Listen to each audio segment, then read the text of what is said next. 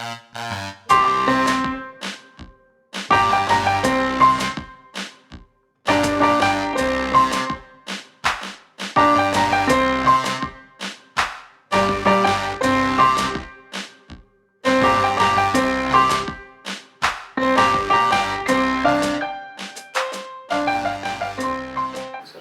right. So good evening, everyone.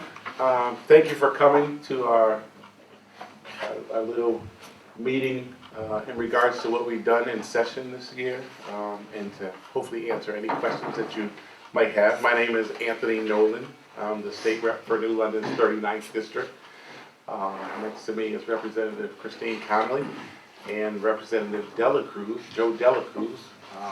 And I'll let them introduce themselves real quick.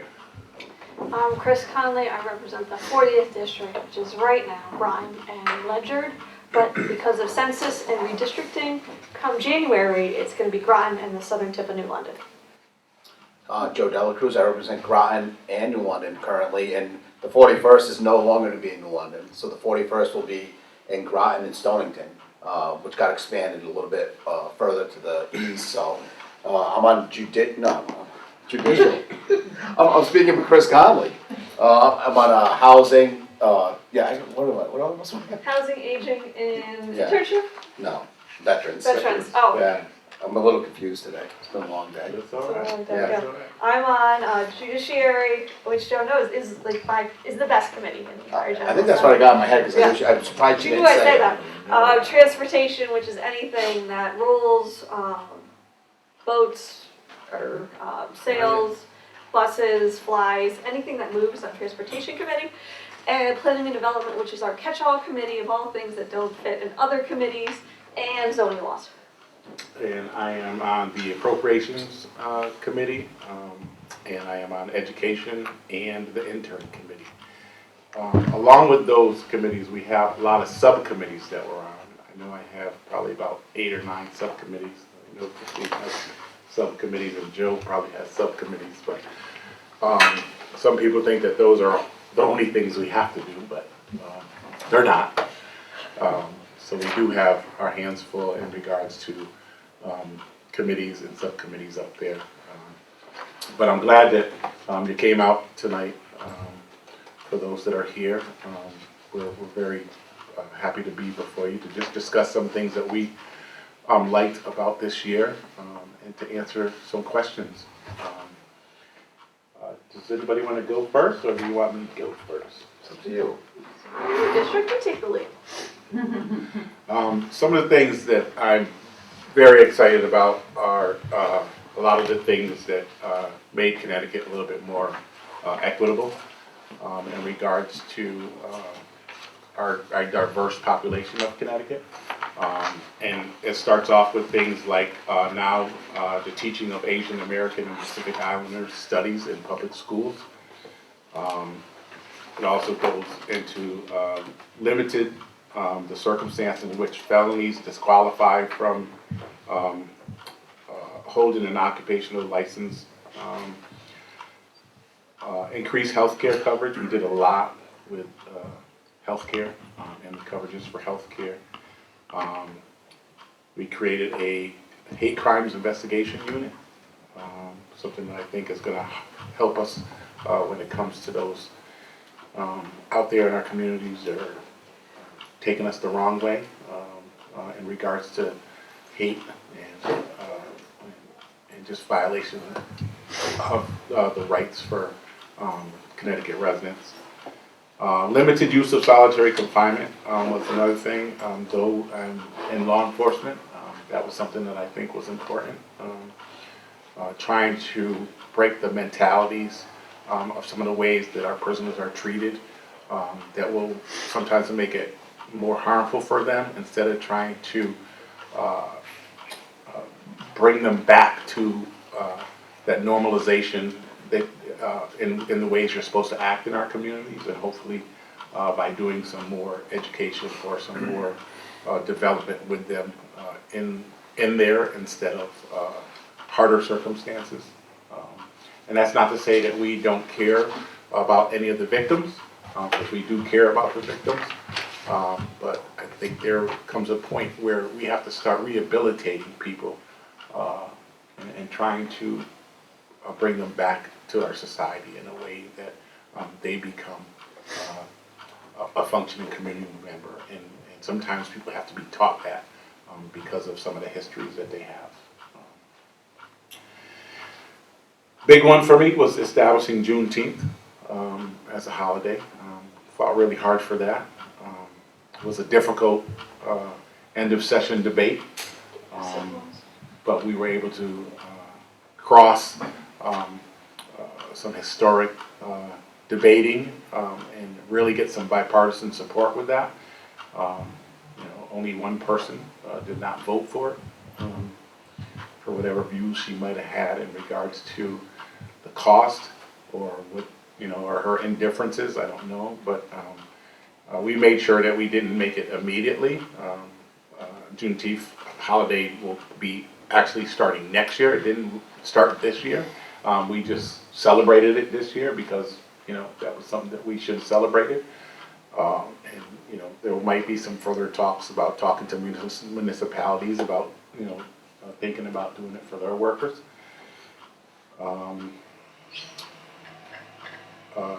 We fought for a lot of equity, but I'm going to let my colleagues talk for a minute before I go into some other things. But again, thank you for coming. And Christina, Joe, if you want to talk about some great things. Great, thanks, Joe. I think we did a lot of, this was the shortest short session we statutorily could have. So in even years, like 2022 is an even year, we start first Wednesday in February and go to the first Wednesday in May. And because of how the calendar falls, and the Wednesdays fall, this was the most short session we could possibly have done. And I think we had a lot that we came back from it. We did a lot of positivity. That means folks worked early, quickly, and worked off session before we started so that bills were ready to go. When committees met, and public hearings met, drafts were ready to go. And I think on 2 of the committees that I serve on, every public hearing there was a bill draft ready to be read. So folks could not only say why they liked or supported something, they could make suggestions if they wanted improvements or changes in either way. We could have more productive time, which is so important on the short session. Not just say this is a great idea, and this is how to get it done. So we did an absentee ballot change. So we aligned our laws to what's actually in our state constitution. So you can get an absentee ballot when you're voting next, which for most folks is the August primary. I believe it's August 9th, it's the first Tuesday in August, will be the primary. And you can get an absentee ballot for sickness. It doesn't have to be your sickness, it just has to be sickness. You can also get an absentee ballot for disability because that's what the Constitution says. So it doesn't have to be a physical disability, it can be whatever disability you check the box that you would like your absentee ballot. The absentee ballot boxes will be open again. The white boxes are currently closed and locked. You can't use them. But when we get closer to ballots being available, the white boxes will be open for folks who have absentee ballots that they can just drop their ballot in the box. We found a lot of people like doing that. It's really convenient for people's schedules, people who are working second shift or busy, that they can just drop off their absentee ballot when it's convenient for them, which may be different than the hours that your town clerk is or your town hall is open. Or for accessibility issues, maybe you can't climb the stairs as easily that day, you can still go right to the ballot box. We did a lot for healthcare, and I thought of it today. I scheduled my mammogram today because I got the little card reminding me. So if folks are behind on your mammogram for COVID, please remember to schedule your mammograms. And we expanded health insurance coverage for breast and ovarian cancer, speaking of that.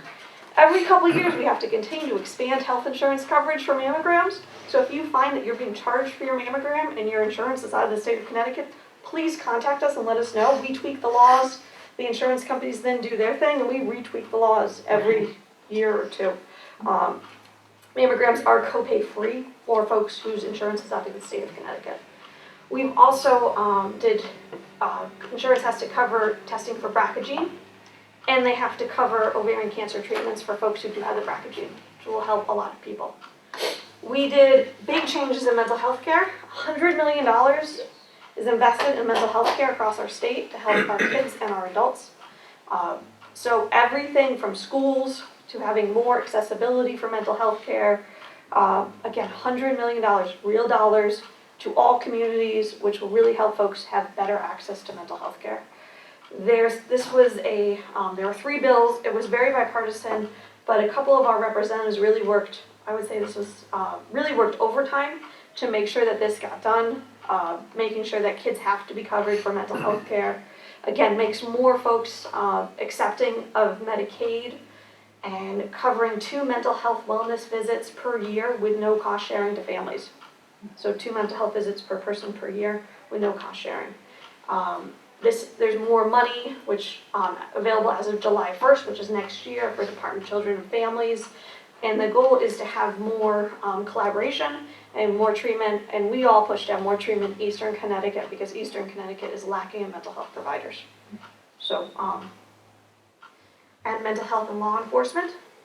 That covered more training for police officers, for not only for themselves to get time when folks need need care for themselves, but also training on how to deal with folks who might be in a mental health situation, and how to deal better with a mental health assessment, because that's not something that we teach police officers, how to deal with individuals. So more training will be mandated, which will help folks dealing with the police, and also help officers who need to take a break and try to get rid of the stigma for mental health on all folks that are in the system, the officers themselves and the folks that they're interacting with. And then we did more funding for early childhood. It does build on the mental health. A lot more funding for early childhood, and that includes a new facility in Eastern Connecticut. I think there's about 10 million in bonding for early childhood centers to have improvements in buildings, and then we can do regular bonding as well. So we've had folks who've said, with the funding that we give early childhood centers, we appreciate the dollars, but all we can do is pay our staff. We can't fix the leaky roof. So we have things for bonding, for improvements, for additions, for more training, and there was a pay increase too for our early health providers, which is really good, because July 1st, minimum wage is going up, so that the pay increase is there, so folks can afford to have that increase. Joe, would you like to add? Sure, I would. I want to even add to the mental health part of it, because we see in our community, in our world, over these last few years, that everyone says mental health, and they say it 4 or 5 times. If they're a politician, they'll say mental health, mental health, mental health, and then they'll explain something. But we got involved in this budget that I think most of the folks I know us 3 here shared the same view, that it was a budget that we had never seen before, that addressed mental health at a level that we always dreamt about. And I think because we came out of this pandemic and there was ARPA funding available, we were able to do that. And we had a lot of folks vote against that budget, and then at the same time would stand up and say, we're lost in this state. We don't know how to stop crime. We don't know how to get families back together. We don't know how to do. They make these statements as they're voting against this budget that to me was so effective. Real money. I think a lot of people don't realize what happens when we vote on things. They watch the news and say, oh, they got another $100 million in mental health care. What does that mean for me? Sometimes if your family's set and everyone's in a good position and they have access to good health care, it may not have changed anything for you. But it has changed a lot for their classmates. And the people that we worry about, the ones that get in trouble later on, or the ones that we prevent from getting in trouble because we make that investment. And I think it's important to see the difference, because a lot of people voted against that, which in the end, you'll see them sit in front of the same crowd that we are. They'll go out and tell what they did and how they supported this section, and they love the mental health part of it, but they decided to vote against the budget. You can't put those two together. It just can't happen. We give people a lot of breaks, and I don't want to get too partisan here, but we give people an awful lot of breaks because we never interrupt them when they're saying how much they supported. They'll go through these things just like we did and say that they were on it and they loved it, but in the ultimate end did not vote for it, did not vote for the budget. And say, well, there were other bad things, and that's an easy out. But it was bipartisan, because I think we had maybe 1 or 2 votes that went along with it. The one thing that I wanted to point out was I'm on housing, so the Fair Rent Commission, it sounds like nothing again. It's just establishing a commission that basically is going to make sure if you have 25,000 or more people in your town, to me what we wanted was some kind of a window view of why these other towns are becoming unaffordable, why people that grew up and went to school in East Lyme can't go to East Lyme again. They have to live in New London. I think if we get that rent to a point where people can go back to the towns they were from, it's something that they understand, they know, they want their kids to have the same experience they did. And if we can provide that, that in a way can take some pressure off the cities. A city like New London, we end up with folks that's their only choice. And they have to come to, a housing project, or they have to live in New London because there is no affordable housing where they actually want to live.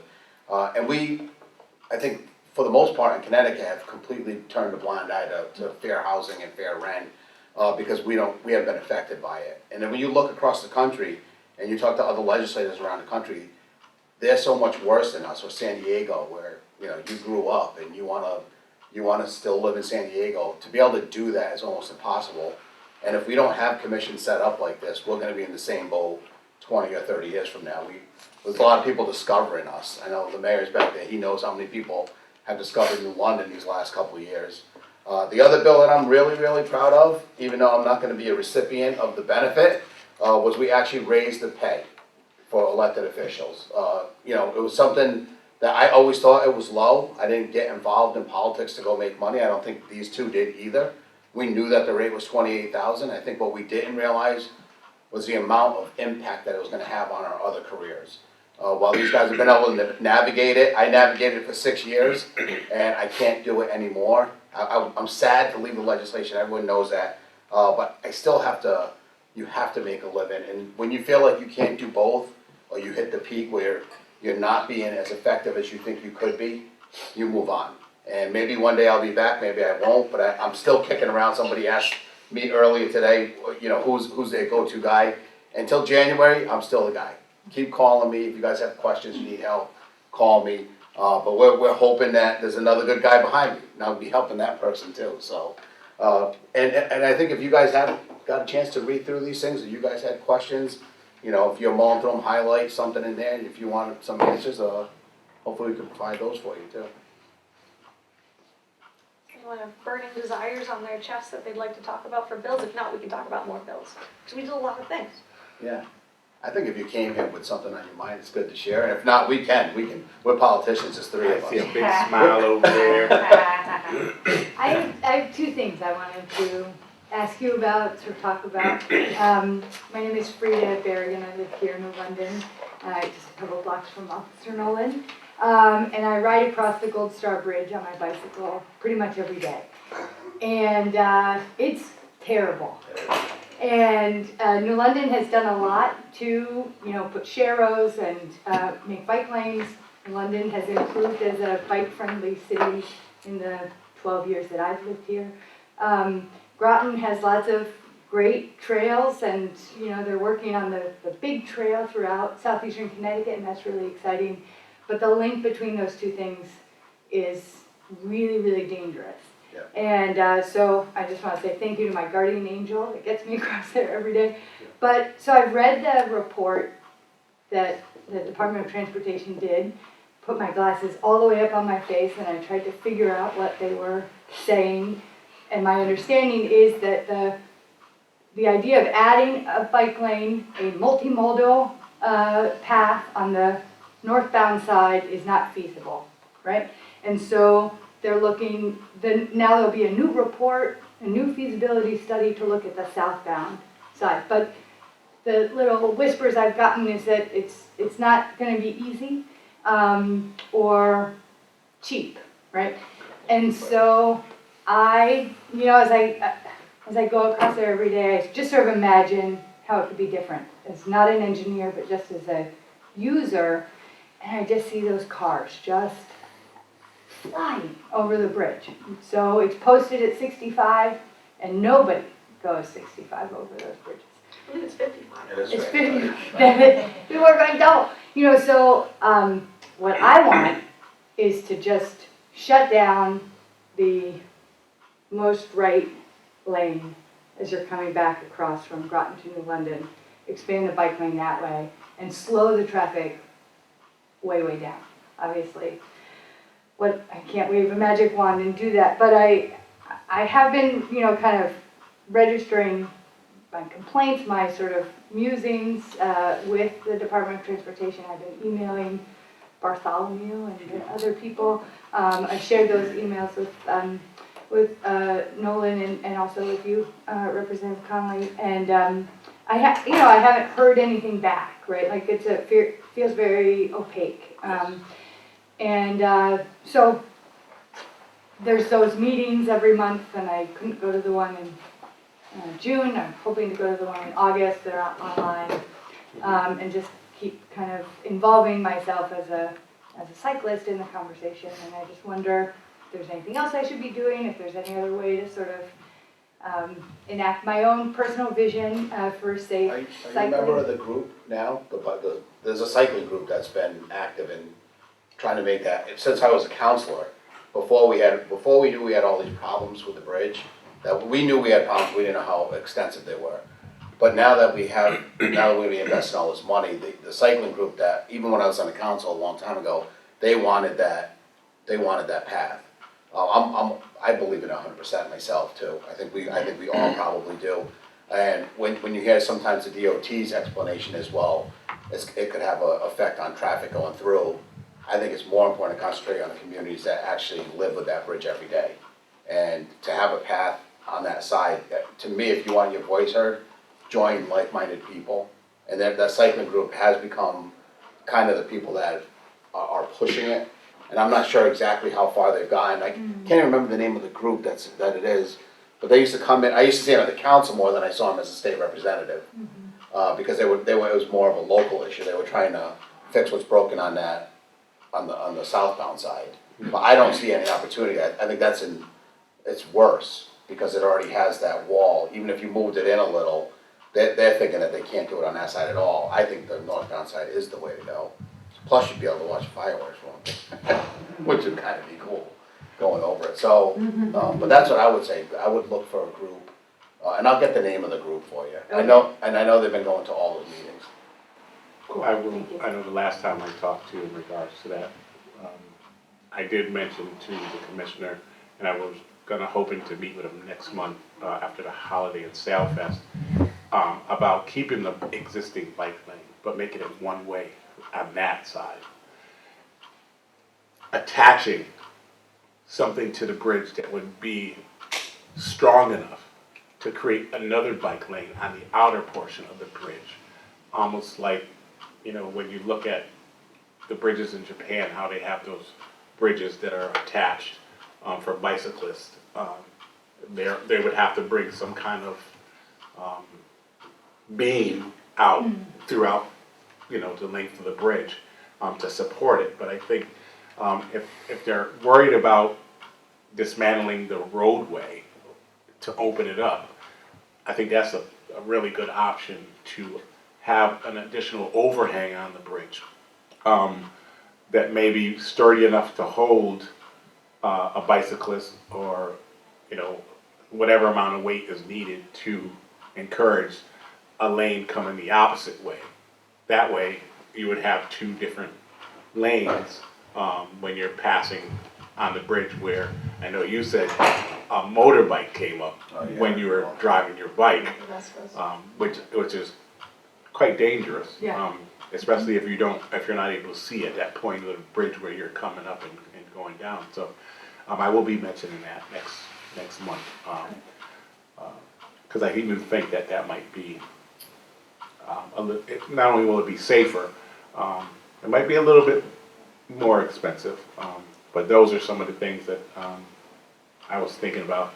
And I just mentioned to Christine, and I don't know if I mentioned to Joe, I'm hoping to find some bonding so we can light up the bridge, so that it can look like the bridge closer to New Haven, and we can change the colors, something like that. It's such a big bridge, and to have it lit up would be just so beautiful, I think, especially on holidays and in instances where we want to show support for different things. So. Yeah, I think that's a great idea. I'm 100% supportive of working on the bonding request. Just because things cost money aren't reasons why we don't do it. It just means it takes longer. Correct. So you gotta hang out with us. We can't do anything that costs money over 2 weeks it's 2, 3, 4 years. Yeah, And many folks in cycling have been working on that. But we have to find a better way. And I remember, I'm thinking about when I got to an accident on a bridge in Massachusetts because a bicyclist got out of the bike lane into the traveling lane, and I was the poor car that was stuck there, going the 50, possibly going the 60 miles, but going far faster than the bicyclist was and had to swerve to avoid the bicyclist who, yeah, should have been in their lane, but at the same time, it doesn't really matter. You don't want to kill another human being. So we have to make sure that we keep the bicyclists separate from the vehicles that are going far more than 55 miles an hour on that bridge. We regularly see people going 80, 90 miles an hour on that bridge. And it would not be safe for someone walking or biking to accidentally step in front of the traffic. What they have with the both-way traffic on the one side, on the bike lane or the walking lane isn't working. You think even if you're walking and you're coming up biking, that's not safe either for the person walking or the person biking. If you're on a Vespa or a small motor vehicle that's not supposed to be on the road, that's the only place you technically can be. But again, it's not safe for the other pedestrians who are coming by. I know a lot of folks from Groton take a cheaper vehicle, a bike, a Vespa, their own feet, over to the New London side to work. And people from New London go over the Groton side as well. So there's a need to go over the bridge, and things other than a regular car. We also have the cars aren't gonna want any lanes taken off, so we need to find a way to add the bike lanes. Or the multimodal lanes. We gotta figure it out. It'll take some time. I put in requests for meetings and discussion and started email discussion. I know as Anthony Nolan has. We'll get there. Stick with us for this. because sometimes when we go up there with these ideas and the things that we want to do, we need people to stand behind us. Because you have other reps that are trying to do similar things. And if we go up there without people behind us or without testimonies for things, it gets a little difficult for us because they become louder. And you know, when people get louder, they get the more attention. So it is always a good idea that if you have some things that you're thinking about, have a little group meeting in the community and try and get people on board with you. So that when we bring it up, we can make sure that we get some testimonies from you or invite you up for when the day comes that we're gonna have the committee meeting and you can stand there and we can introduce you so that you can speak. And then we can also have a few words in regards to, you know, the desires that you have to make the communities better. I think of groups like GOSA, when you think of the amount of space and land they've been able to purchase over the years in Groton and all over Eastern Connecticut, they did it because they had a bunch of like-minded folks that had a common interest. And that's why I say join in that bike group, because sometimes you might become a member and say, you know what if we did this too? Yeah. What we've done too, when we wanted something done at the airport, we brought the commissioner of the airport down, and just to make sure that he knew what was happening with our airport, like that there were good things going on, and he knew already. But when you get I think we had 40 people show up to it, and it was so now Commissioner Dillon will call me when something's happening. Where before it's like it's in Groton and no one's really paying attention. Once we got involved, it's like and the commissioner was down, and maybe that's where it goes, where a commissioner comes down and we talk about the safety first of all, because no matter what, that could be as unsafe as it wants to be for the next 40 years, and people are still gonna drive scooters over it. Because if you work in Groton and you're living in London, you're gonna take your scooter there. And there's not a cop or a person that's gonna be able to tell you that it's wrong or right or unsafe. That's your mode of transportation, that's what you're gonna do. So we might as well figure it out. And figuring out to me, the expansion thing, I think the bikers looked at that and it was like millions and millions of dollars. But again, it's money that could be spent. But I think that there's another answer there. But that would be another meeting where you could dig into it, and where you guys you could come up with a solution talking about with the bicyclist. It could be just adding Jersey barriers and just giving you that space. My second thing was more of an announcement. Oh, announcement. Can I do that? Absolutely. Okay. So when I'm not cycling, I'm working on affordable housing, so I was happy to hear about the work there. And I work with the Southeastern Connecticut Community Land Trust. There's a New London chapter. We have our annual meeting coming up on Wednesday at Gates Woods. 6 o'clock. There'll be delicious food. You're welcome to come. And in the affordable housing plan that was recently adopted by the City of New London, community land trust and shared equity models are kind of highlighted as part of the mix, part of the solution.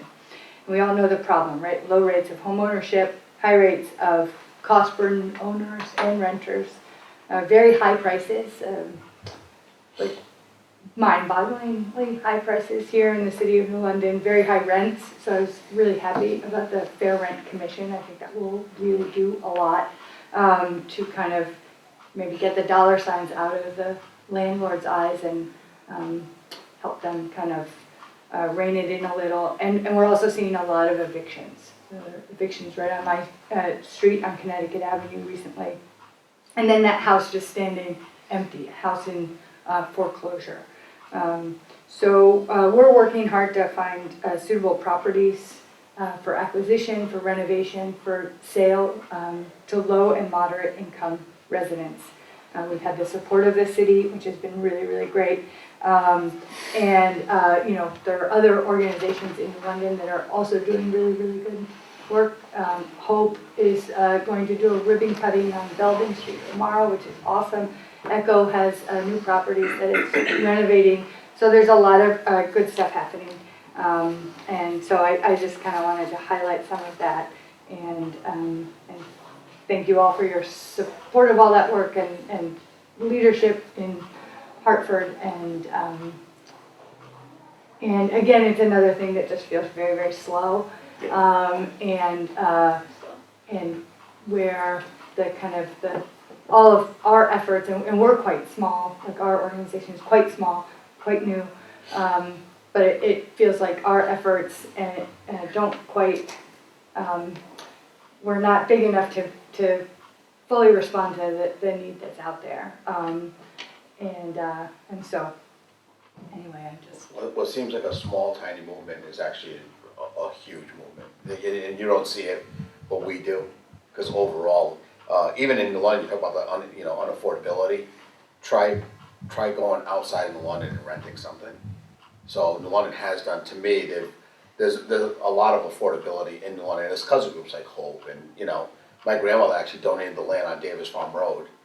She didn't really know she had it. It was one of those confusing things.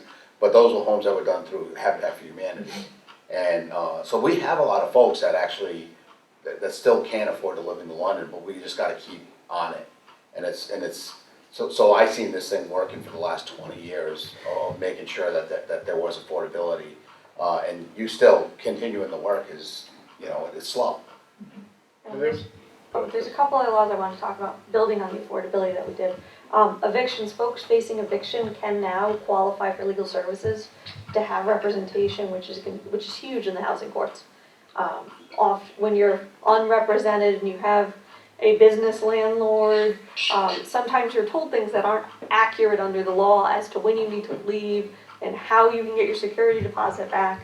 So folks of any income, because higher income folks can get a lawyer and that's fine, but lower income folks find themselves trying to get that time in front of the judge in the mediation to figure out who's telling them the truth. Mm-hmm. Is it the court or is it their landlord? Because sometimes those two stories don't follow through. So having the legal counsel and legal services is going to be huge. Folks in New London Legal Services are ready to help people with housing court. So for folks in need, they're there, the need's there, it's been met, it's been funded by our budget. And then we also passed and mandated by July to have every municipality report in their housing plan. It's our state law to require 10% of your housing to be affordable housing. And while Groton and New London are well above that percentage, a lot of our towns are not above that percentage and do not have a plan. So it's mandated that the amount was to be filed with the state of Connecticut, and if you are below, the plan to get you to that at least 10% to be filed and worked on. There will be, hopefully, repercussions with funding for the communities who choose to ignore their housing issues and their equity issues in their communities.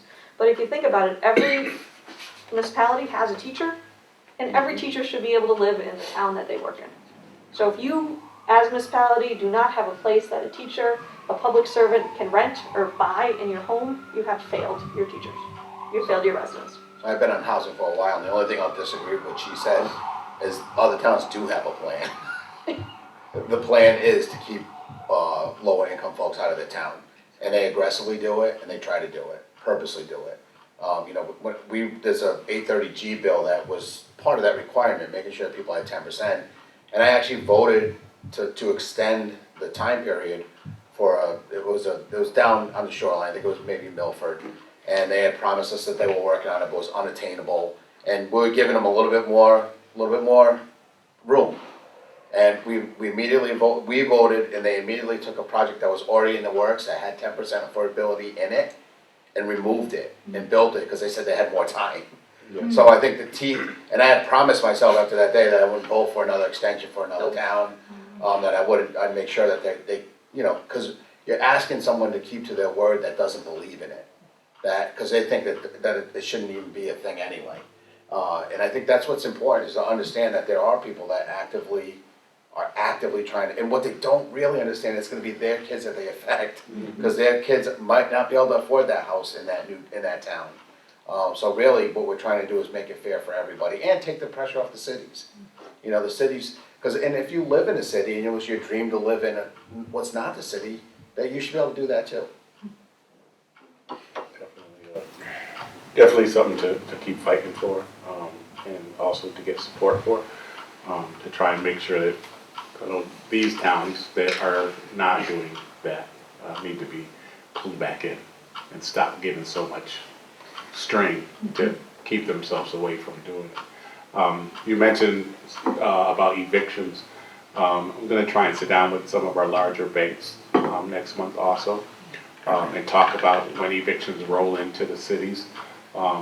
If they could offer some closing fees and some down payment assistance in regards to go towards some of the houses that people have been evicted from, and or try and look into how we can help people who are that are going through the eviction process. What can we do different that we haven't done in the last few years or even the last decade? We had a really big crisis really take people back a little bit in their finances. And they had no choice in doing some of the things they did. Some people did things wrong just so they could stay in their houses. I think that we need to just refocus on trying to help people instead of kicking people out all the time. So hopefully the banks will be willing to sit down and further the discussion in regards to trying to find a way to help, even if it's with like another low interest rate loan, just so they can stay in their house and not have a lot of interest paid back on a second loan that would just further crush them. So when I can do that, I will definitely let you know, because we might need some members in the community to be part of a group that helps us deal with those situations. I won't claim that we have all the answers. A lot of the things that we get from our community members help a great deal with a lot of the things that we do. So the door will be open for people to have a lot of input towards stuff like that. Any other questions before we talk about a few more things? In regards to equity, I really was glad to see us stick by honoring our commitment to help with body cams for the police accountability and the new clean state laws in regards to law enforcement. We also established an Office of Indian Affairs. We secured messaging service for inmates, which would help inmates have contact with their families a little better than they were able to, instead of always using the phone. Now there is a messaging, a way to make connections with families. We did establish an office on gun violence prevention, and we are still in the midst of that problem. with, we are glad what the federal legislators just did. And it's great that they were able to do that, in regards to the laws that they recently, or they're in the midst of changing.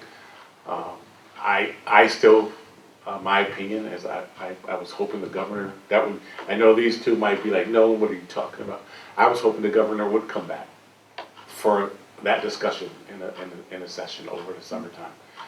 Because I think the age should still be changed, in regards to the age for having, guns. And the loopholes in regard to gun shows. Even though, Connecticut has some really good common sense laws, I think a little bit more push, in regards to the safety, in regards to how we allow people to get guns, at a young age, and accountability for those that are selling them.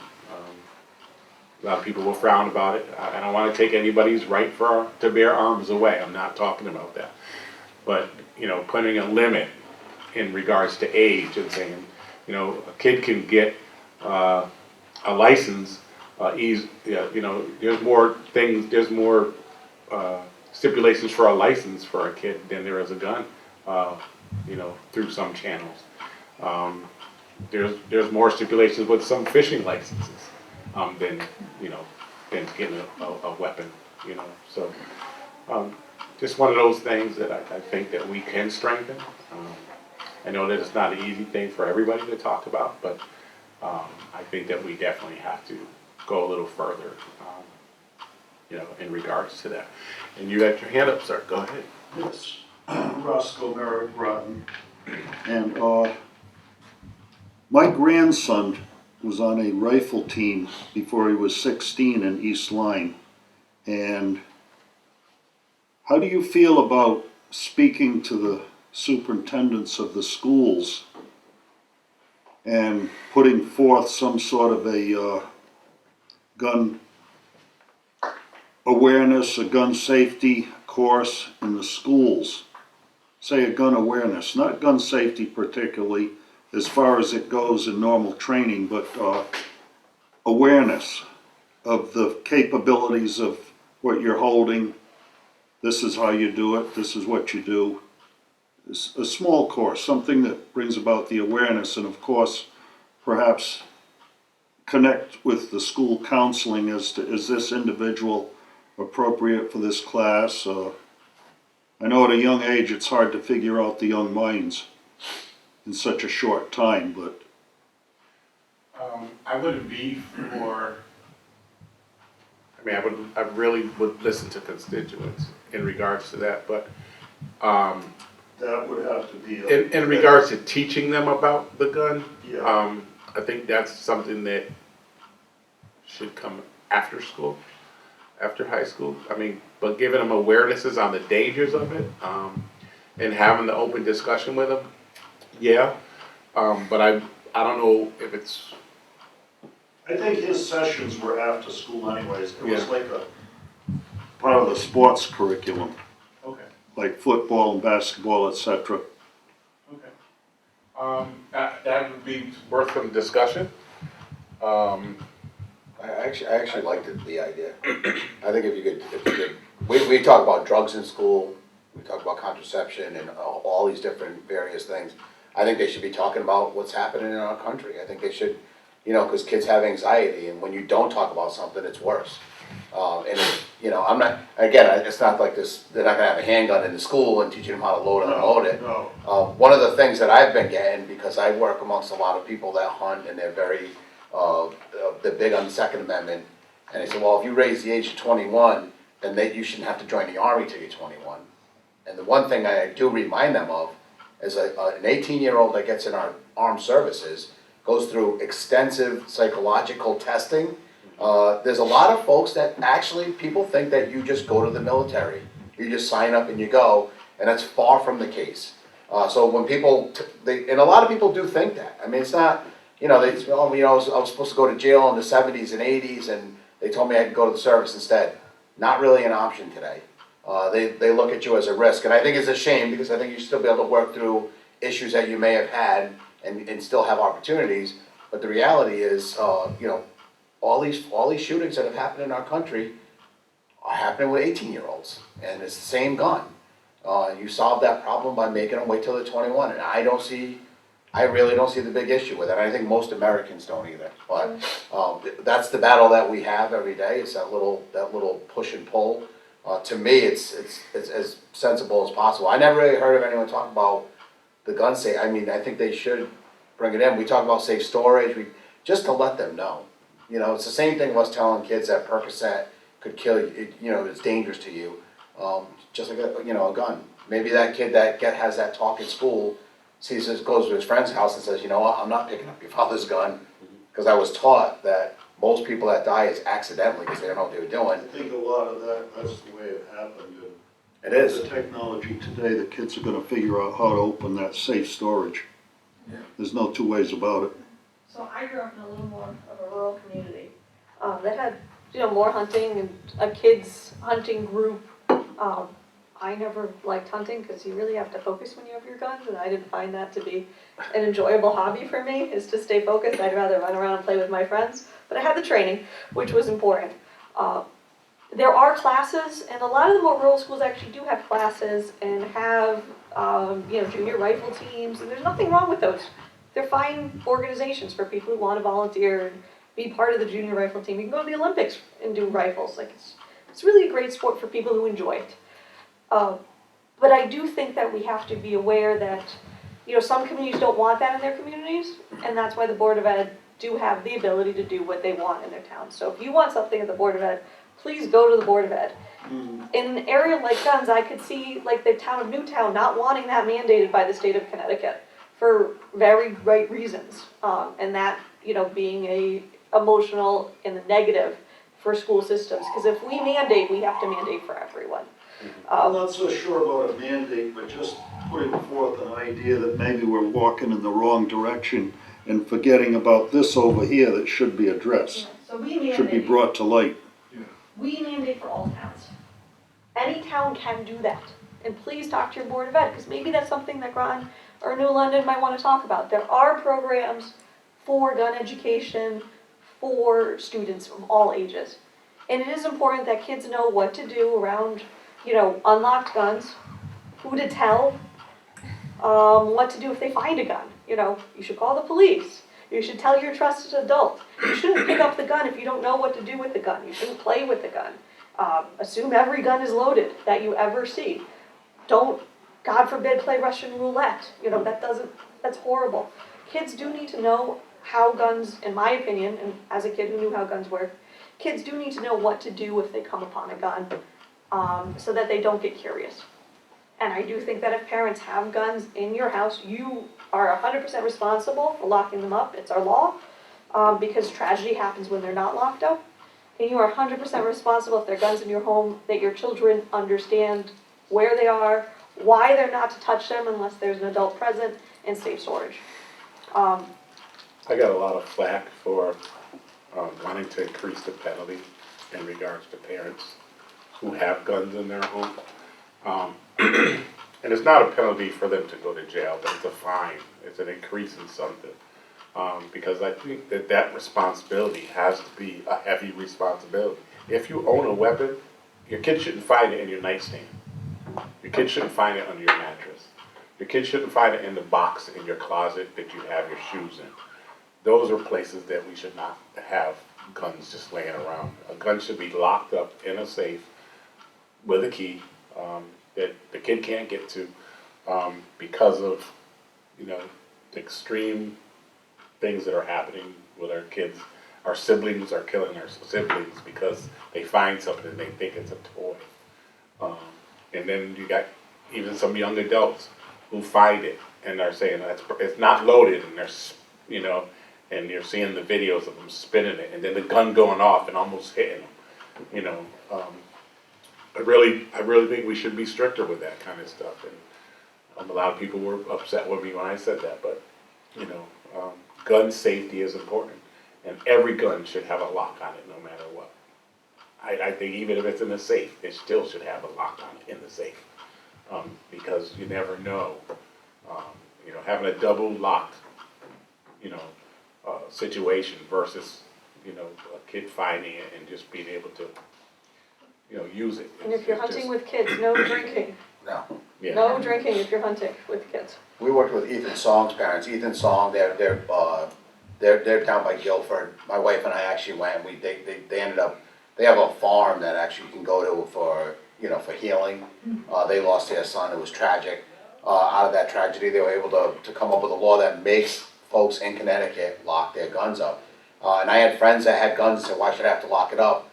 You know, I wanna be able to get to it quick if someone robs my house. And I can tell you, everyone's intention when they buy a gun or they learn to use a gun is to stop someone from hurting their family the day they walk in. But the statistics tell us everything different.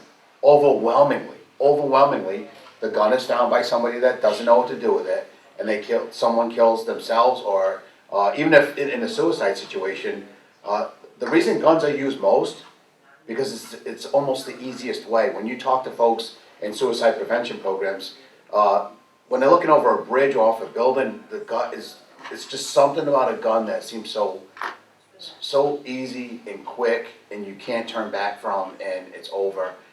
A lot of finality comes when you pull that trigger. And I think, like I said, that most people's intentions aren't that my kid was gonna commit suicide with that gun. But 99 times more, you didn't save your family because you woke up in the middle of the night and heard someone breaking in and stopped a crime. That doesn't happen. I have friends that were carrying guns, and he had an accidental shooting. He stopped carrying guns. But in his mind, he thought that he was gonna be in a bank one day and be in that movie where a guy comes in and he was gonna save the day. But ask any gun owner that you know, ask any family member that you know if they actually were in that position, like the movies, where they saved the day. And then ask them if they know somebody that accidentally shot themselves or somebody that killed themselves. And you're gonna find that answer is more in line with what we say and what we think about gun safety than what the hyperbole is. Like, I'm gonna save somebody. It's just not it's not the facts. So, and I think in Connecticut, we've done an unbelievable job with it. And if we had those laws across our country, I think what happened in Texas wouldn't happen. I mean, that kid would have had 3 more years to think about it, let his brain grow and understand the impact of going into a school and doing that kind of thing. I think when you're 18, I think it's different than when you're 21. I mean, I remember being an 18-year-old, and I thought a lot different at 21. I was still not the greatest. Well, it was a little better.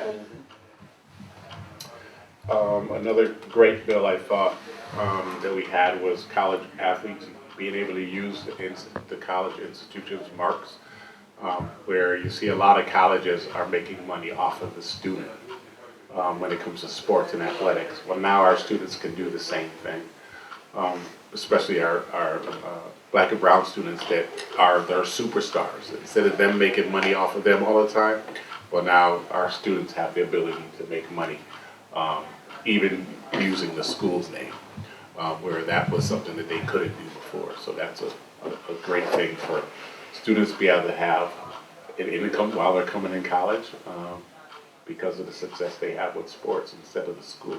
I like to talk about reproductive health care, because I'm upset about Roe, and I know other people are. So a lot of us knew this was coming, as much as it's still upsetting. So we strengthened our abortion laws in our state this year.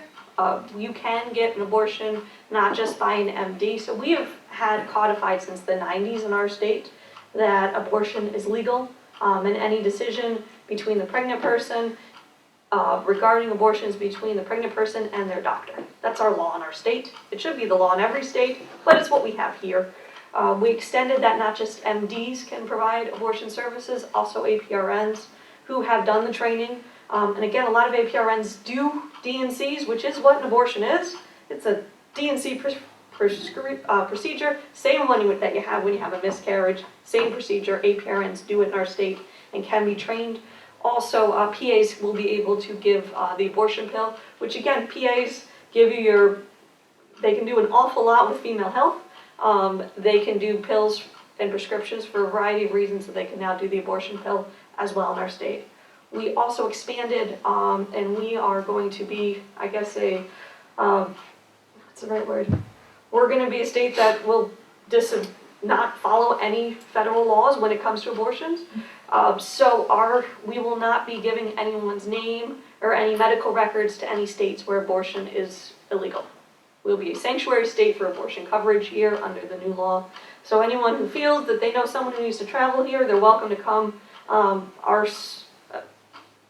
William Tong, our Attorney General, will fight each and every one of those subpoenas. We will not be sharing anyone's medical records. We will not be following any of those crazy laws. You need to have health care here. It's going to be covered. It's going to be confidential and private, as it should be. So that's our law effective today in our state, and we voted to expand it. A lot of us did, and most of us will stand and continue to fight that law, regardless of what they do in DC, and hope that cooler heads prevail in DC. But unfortunately, that's our scary world right now. A lot of the talk that we're hearing is, well, you know what, you live in a state where it's not gonna affect you. And I would say that's wrong. We found out through a pandemic that somebody that got sick on the other side of the planet affected us in a way that we never thought possible. And now we have a law where 26 other states there's gonna be folks that need to travel to Connecticut. And if you're in a situation, most of the time where it's not all the time, but if you're in a position where you think you have to have an abortion, a lot of times it's because of your financial position, because you're poor, because you're thinking that you wouldn't be able to handle it, or that's why. What's the likelihood that you're gonna be able to fly here from Texas for a weekend and then go back, or for the night and then go back? That's really not likely. So yes, there are American citizens that live in different states, and we're gonna fight here to make it possible for them not to have to leave their state to do it. And not be this. I guess they call it abortion tourism. They're throwing all these names on what could happen. And it's an ugly word, it's a word that people don't like to say, but it's part of a woman's health care. And, and it's something that, to me, is their decision, and hopefully, people don't look at it in Connecticut like it doesn't matter anywhere else. I'm seeing it on Facebook a lot where people are saying, well, it doesn't really matter. It matters. It's the United States of America, and what's happened is horrible. And hopefully, our voice will prevail. There's a lot of people around our country they were out there tonight demonstrating. That was probably, we probably would have had a few more people here tonight. But it means a lot.